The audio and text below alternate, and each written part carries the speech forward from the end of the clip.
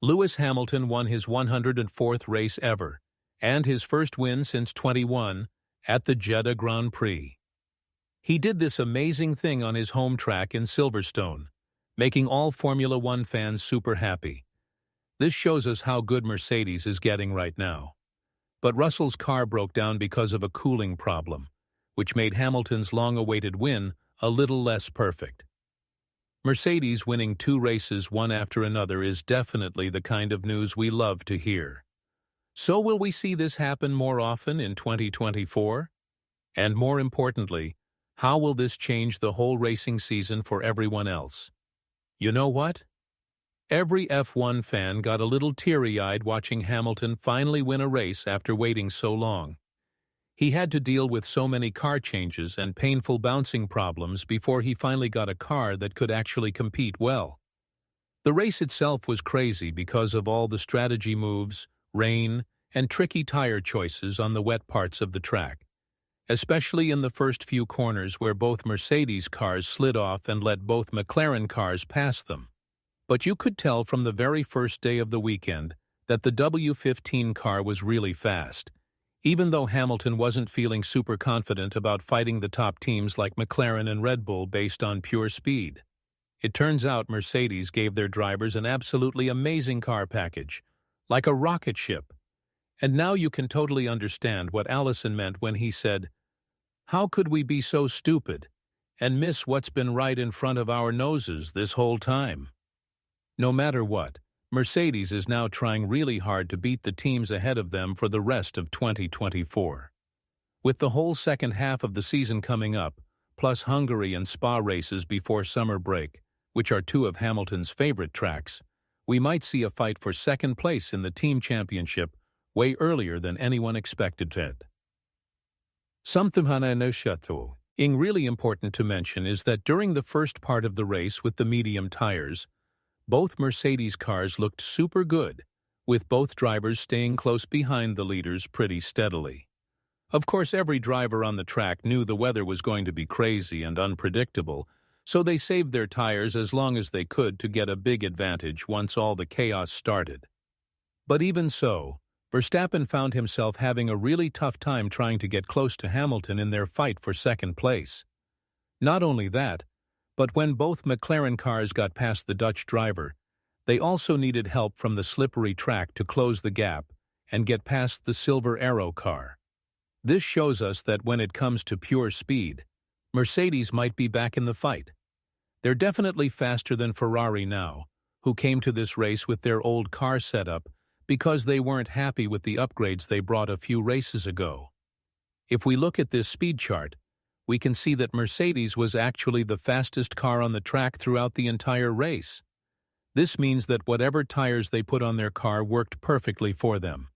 It's pretty amazing that McLaren has had the best car for the past few weekends, especially since Miami, but the Woking team hasn't managed to win a race since then.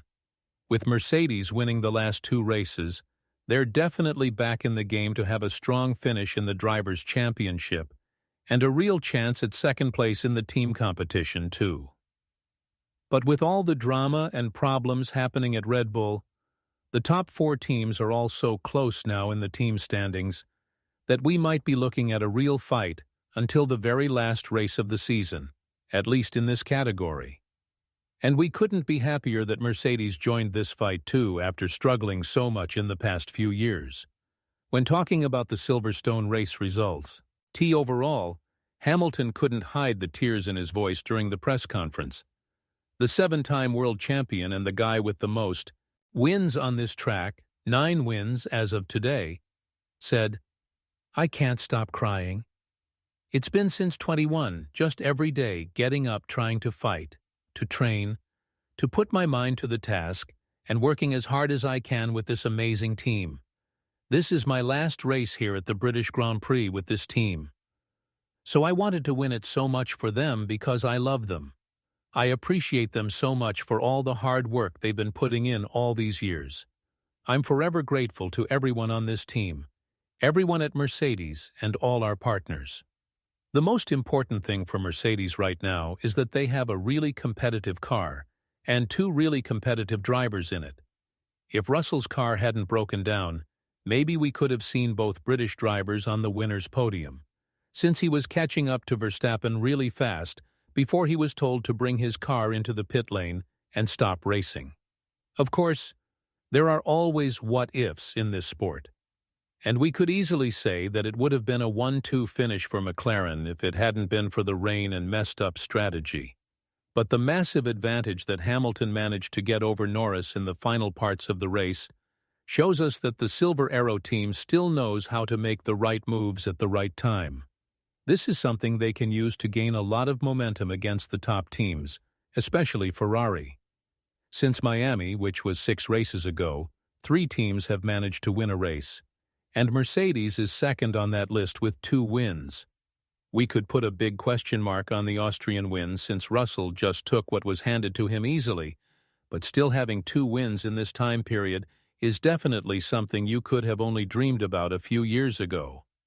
The fact that Mercedes hasn't won 2 races in a season, let alone back-to-back ones, since 2021 shows what massive progress they've made in the past few years. Especially in 2023. They should be really proud of the work that James Allison has been doing ever since he came back to lead the technical department on the team.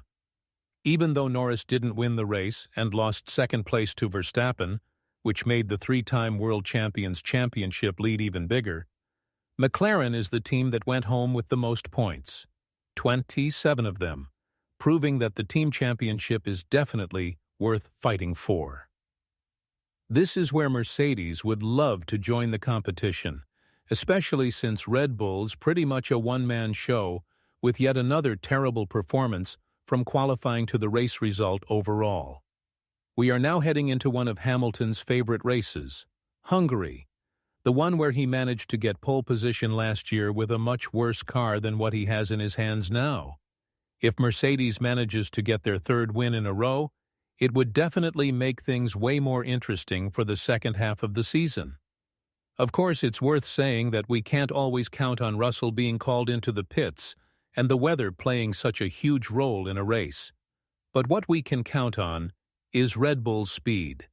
Even though they had a brand new floor with no damage on it, Verstappen still couldn't properly challenge the top of the grid and only came close in the last part where the mastermind Hannah Schmitz came alive again, thanks to her amazing strategy calls. Similarly, we can't always count on Verstappen's ability to make it work with a worse car, but what we can count on is Ferrari's continued struggles.